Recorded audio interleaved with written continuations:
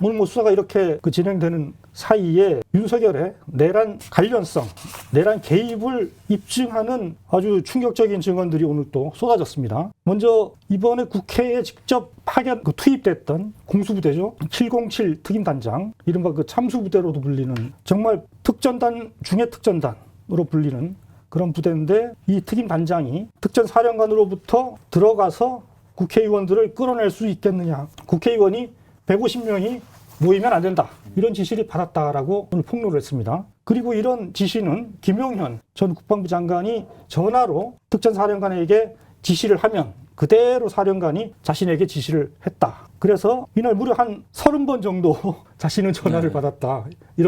이렇게 독려하는 전화를 받았다라고 얘기를 했단 말입니다. 도대체 이게 어떤 의미를 좀 갖는 건지 좀 설명을 해주시겠습니까? 뭐니 해도 어쨌든 국회에 군을 투입한 목적이 국회가 열리지 못하게 하는, 헌법기관인 국회를 불능케 만들려는 행위였다, 목적이었다라는 내란죄의 그 구성 요건을 명확히 입증하는 폭로 내용이라고 할 수 있겠습니다. 그러니까 애초에 그 대통령실에서는 이게 뭐 경고 차원에서 했다.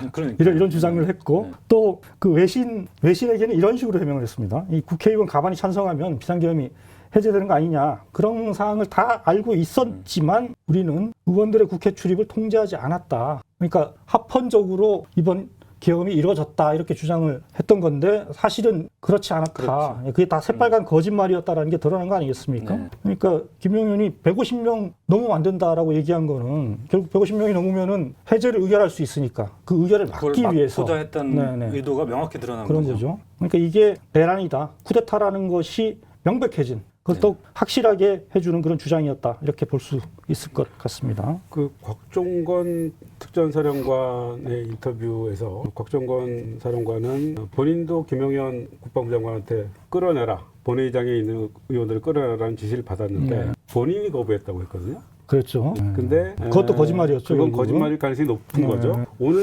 기자회견을 한 이 707 특임단장은 일단 이 증언의 내용이나 태도 등으로 볼 때 거짓이 없어 보입니다. 이 사람이 실제로 그런 지시를 받았음에도 불구하고 본인의 결단으로 가지 않았다는 거 아니에요?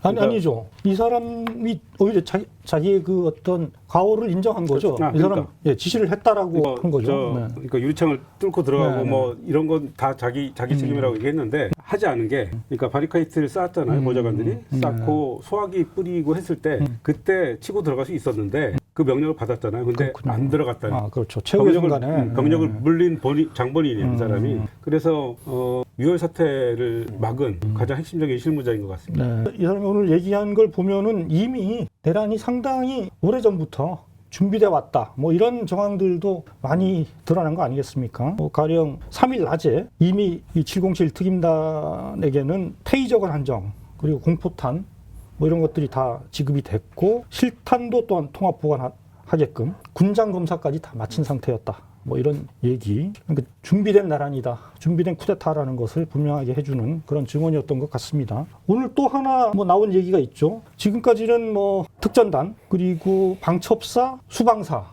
뭐 이 정도가 동원돼서 뭐 헌법기관 국회 장악에 나섰던 것, 뭐 이렇게 알려졌는데, 정보사가 동원됐다, 뭐 이런 또 주장이 오늘 제기된 거 아니겠습니까? 그 선관위에 투입된 병력이 특전사 병력이 있고, 그 병력은 외곽 경비를 하는 거고요. 그 서버를 사진 찍고 했던 그게 우리는 방첩사라고 그렇죠. 처음에 그렇게 방송을 해드렸었는데 정보사 간부였다는 게 오늘 드러났죠. 대령이다. 그 정보사한테 뭐 어떤 데입니까? 이 정말 대북 국파 공작원들을 양성하는 그런 부대지 않습니까? HID라고 불리는 이 임무는 보면은 전시, 북한에 들어가서 요인을 납치하고 암살하는 정말 무시무시한 특수부대. 뭐 이런 부대인데, 이 중에서도 최정예 요원들을 5명씩 각 그 단위에서 차출을 해서 20명 규모를 서울 모처에 대기를 시켜놓고, 이 사람들한테 주어진 임무는 이른바 우리가 처음에 그 체포 명단이라고 알려진 게 있지 않았습니까? 뭐 이재명, 우원식, 또 한동훈까지 뭐 이렇게 이런 체포가 이 체포는 이제 707이 맞는데, 이 사람 707가 이제 방첩대가 맞는데, 이 사람들이 혹시라도 빠져나가서 숨어 있을 경우에 2차로 투입이 돼서 체포하는 역할이다. 그러니까 정말로 이 치밀하게 그 내란 준비했다는 걸 보여주는 그런 증언 같습니다. 수색해서 위치를 파악하고 그 다음에 이제 납치하는 게 그렇죠. 이 특기인 부대니까 네. 2차 체포조로 준비를 했다고 봐야죠. 그렇죠. 그러니까 굉장히 꼼꼼하게 한 거예요. 그러니까 20명이 그런 체포조가 있었고 또 7명은 별도의 체포 TF를 구성해서 말씀하신 정치인들의 위치 정보 파악을 수행했다. 뭐 이런 주장도 나왔습니다. 별도 그러니까 감청띠까지 준비를 했다는 국회에서 건데. 해제 의결이 안 됐으면 네. 정말 무시무시한 일들이 일어났을 거라고 예상할 수 있는 거죠. 그렇죠. 그 저는 여기서 또 하나 주목되는 게 이른바 그 충안파라고 하는 그 여인영 방첩 사령관 그리고 또 한 명의 일선 부대 사령관이 37 부대라고 하죠. 777 부대. 여기가 대북 감청 군 통신망을 장악하고 있는 그런 부대인데 그것도 정보사 산하의 부대인 거죠. 국방정보본부 산하에 그렇죠. 정보사령부와 777 사령부가 있는 거예요. 네네네. 그렇군요. 그러니까 그 부대에서도 아마 비슷한 역할을 하지 않았을까. 아마 연계돼서 어떤 역할이 이루어지지 않았을까. 이런 의심까지도. 신호정보 네. 파악하는 애들이니까요. 그거 그렇죠. 옛날 안기부고 지금 뭐라고 부르죠? 그걸? 국정원. 국정원에 사실은 그 부탁을 했는데 제대로 안 해줄 가능성도 있고 이러니까 아마 뭐 이런 것까지 실시하지 않았을까 이런 생각도 해보게 되네요. 그리고 뭐 오늘 또 나온 네네. 얘기 중에는 방첩사에서 계엄 당일날 상부의 지시를 거부하는 사태가 잇따랐다. 네, 이런 이야기도 나왔습니다. 방첩사 수사단장이 성관이 진입 임무를 지시하는데 어떤 소령이 이거에 어이없어 하자하고 때렸다. 그리고 때려서 강제로 버스에 태웠다니까요. 강제로 버스에 태웠다. 뭐 이런 이야기도 있었고요. 또 현장에서 선관위 투입됐던 일부 부대원들은 네. 이 지시 자체가 불법이다라는 거를 인식하고 그렇죠. 근처 편의점에 가서 라면 먹고 있었다고 합니다. 이러면서 시간이 네. 좀 지체되면서 계엄 해제 때까지 네. 진행됐고 정말 훌륭한 애국군인들이 아닐 수 없습니다. 그러네요. 이 한강 작가가 이번 그 수상 기자회견에서 그 군인들의 소극적 행위가 네. 사실은 우리 국민을 위해서는 적극적인 행위였다. 뭐 이렇게 문학 표현이네요. 이런 평가를 상당히 썼는데. 중요한 측면이었죠. 네.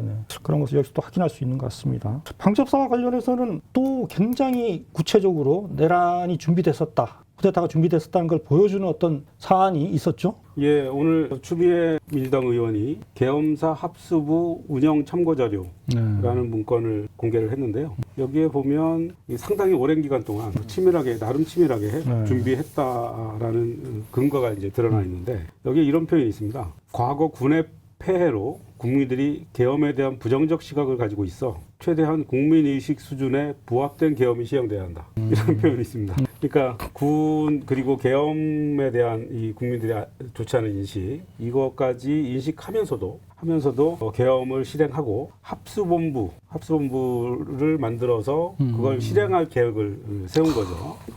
그리고 좀 눈여겨볼 만한 게요. 예를 들면 계엄을 선포할 때 대통령은 지체 없이 국회에 통과해야 한다라는 계엄법이 있었잖아요. 네. 그걸 하지 않았잖아요. 그래서 않았죠. 계엄법 네, 위반이라고 네, 얘기를 네. 했었는데 그 사항도 지금 검토 사항이 들어가 있습니다. 검토를 해놓고 대놓고 무시한 거예요. 그러니까 성공하리라고 본 거죠. 그렇게 보이는데 성공하리라고 보고 성공하고 나면 뭐 이건 계엄법 큰 문제 위반이고 아닐 뭐고 것이다. 문제 아니라고 보는 거죠. 아니면 어쩌면은 그렇게 하지 않아야 은닉성을 유지하면서 실제로 내란, 친위 쿠데타를 성공시킬 수 있다라고 생각했을 수도 있겠죠. 그러면서 계엄의 해제를 국회가 요구할 때는 대통령이 이를 해제해야 한다라는 그렇죠. 그 조항도 검토를 했고 그리고 이때 대통령은 거부권이 없다라는 사안도 검토가 돼 있습니다. 이 문건에 따르면. 그리고 가장 주목할 만한 게 1980년 광주 민주항쟁의 직접적인 원인이 됐던 5.17 계엄 포고령 있지 않습니까? 그 계엄 포고령 10호인데 그 전문에서 몇 가지 부분들을 그대로 따옵니다. 이번 계엄 포고령에 표현이 똑같아요. 그래요? 똑같이 크게 보면 하나, 둘, 셋, 넷, 5개 정도의 사안이 있는데 뭐 예를 들면 본 포고를 위반한 자는 영장 없이 체포, 구금, 수색하며 엄중 처단한다. 뭐 이런 내용이 있잖아요. 처단한다는 말이 거의 똑같이 나옵니다. 그 80년 이희성 계엄사령관의 이름으로 당시 발표된 포고령 그대로 나옵니다.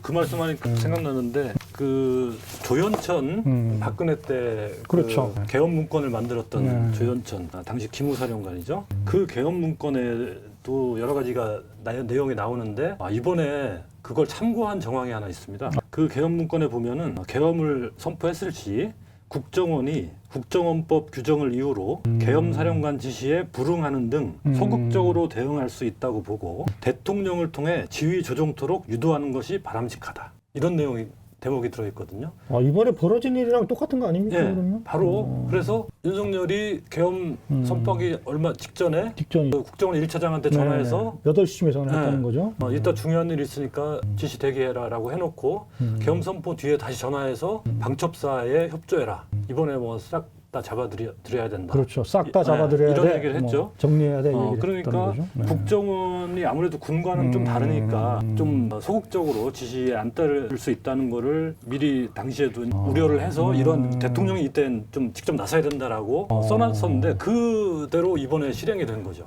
정말 철저한 시나리오를 짜고 진행을 했다. 뭐 이걸 단적으로 보여주는 그렇죠. 사례라고 네. 하죠. 얘기를 들으면 들을수록 진짜 무시무시해지는 것 같습니다.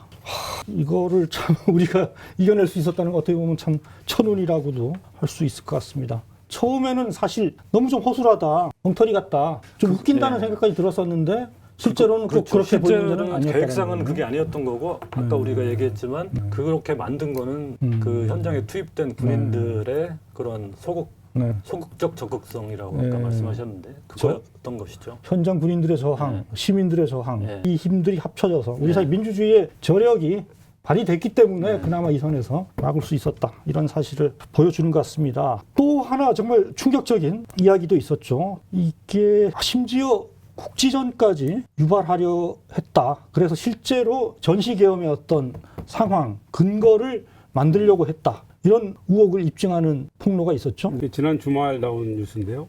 김영현이 합참 의장에게 북한이 오물풍선을 띄우면 그 부양 지점을 원점 타격하라고 지시를 했다는 거예요. 그러면 우리가 타격이라면 그건 미사일이 가는 건데 그럼 당연히 미사일이 오죠. 그럼 전쟁이 벌어지는 거 아닙니까? 그렇죠. 그러니까 전쟁을 벌이려고 한 거예요, 실제로. 그러니까 계엄을 선포할 수 있는 조건 중에 전시와 사변 뭐 있잖아요. 전시 상황을 만들려고 했던 겁니다. 그러니까 이 국가적인 운명을 걸고 실제로 계엄을 하려고 했던 거예요. 안보를 희생하면서까지 자신의 어떤 정권을 공고히 하기 위한 쿠데타를 획책했던 거죠. 그러니까 이제 내란 혐의에 외환 유치 혐의까지 추가될 수 있는 상황인데요. 기억하시겠지만 그 평양의 무인기를 남한에서 보내서 평양에서 크게 반발했던 그렇죠. 그때도 우리 군은 처음에는 모른다고 하다가 그다음엔 말할 수 없다 바뀌고 그런 어정쩡한 태도를 보였는데 보면 이게 우리가 보낸 게 맞는 거죠. 지금 상황을 보면 우리가 보낸 게 맞고 이 도발을 한 겁니다. 그러니까 도발을 해서 어떻게 해서든 북한이 공격을 끌어내려고 쓰레기 풍선도 사실상 우리 쪽에서 보낸 물론 민간이긴 하지만 우리 쪽에서 보낸 쓰레기 풍선의 대응 성격이잖아요. 그거를 막지 않고 우리가 보내는 건 막지 않고 그 오는 거에 대해서는 계속 비난하면서 긴장을 고조시키고 했던 이 모든 일련의 행위가 계엄령 선포를 위한 빌드업이었다는 거. 그렇군요. 네, 그게 드러나고 있고. 저도 그 보도를 본 것 같은데요. 그 당시에 북한의 그 보낸 무인기 정체가 밝혀지지 않았었는데 지금 와서 보면 그게 방첩사에서 작전한 것일 것이다. 그럴 가능성이 높다. 뭐 여기까지는 보도가 된 걸로 기억이 됩니다. 이렇게 되면 이거는 외환죄죠. 대통령의 형사소추가 면책되는 두 가지 외환죄와 내란죄인데 그 두 가지를 둘 다 고루 다 갇히게 되는 거죠. 외환죄는 외환죄는 말이 어떻게 어려워서 됩니까? 그렇지 그냥 쉽게 말하면 반역죄입니다. 반역. 우리 국가와 국민의 생명을 넘겨주려고 한 거죠. 그러니까 외환이라는 건 외부의 뭐 힘을 끌어들인다 그렇죠. 이런 건가요? 그렇죠. 어떤 외국의 세력에 의한 어떤 환란, 어떤 그런 상태를 만든다. 조장한다. 그렇군요. 그 외환죄도 그러면 상당히 형량이 높겠네요. 그것도 내란 거의 사용 또는 무기. 그래요. 빨리 이 부분도 검토를 해서 하나라도 놓치는 것 없이 다 처벌이 이루어져야 될 것 같습니다. 정말 심각한 건 이런 위험한 그러니까 북한의 무기 수준이나 우리의 무기 수준이나 전쟁이 한번 벌어지면 사실상 공멸이잖아요. 그런 위험천만한 일을 벌인 자죠, 실제로. 벌인 자가 군통수권을 지금도 갖고 있다는 거죠. 그러니까 방금 말씀하셨지만 여전히 정말 윤석열이 군통수권을 갖고 있다라는 게 지금 국가기관에서 다 확인이 되고 있는 거 아니겠습니까? 네. 오늘 보면 국방부가 군통수권과 계엄권을 누가 갖고 있느냐 이렇게 물었더니 국방차관 같은 경우에 그거 다 여전히 대통령이 갖고 있다. 그러면서 적에 의한 안보상의 심대한 위협이 발생한다면 대통령 지시를 받아야 된다. 이렇게 답을 했단 말입니다. 어떻게 좀 받아들이십니까? 아까 제가 비유한 거에 다시 비유하자면 그거죠. 연쇄 살인범을 체포하지 않고 네. 그 손에 흉기를 들려놓고 있는 거죠. 그러니까 법률적으로는 여전히 대통령이니까요. 그 국방부도 이렇게 말할 수밖에 없죠. 그러니까 하루빨리 지금 탄핵을 해야 한다는 그러니까 여전히 이 군통수권 그리고 계엄권 여전히 다 손에 쥐고 있는 상황인데 언제 어떤 마음을 먹느냐에 따라서 또 어떤 식으로 우리나라에 또 환란, 내란이 벌어질지 알 수 없는 상태 아니겠습니까? 하루빨리 대책이 정말 시급하다고 말씀드릴 수밖에 없겠습니다.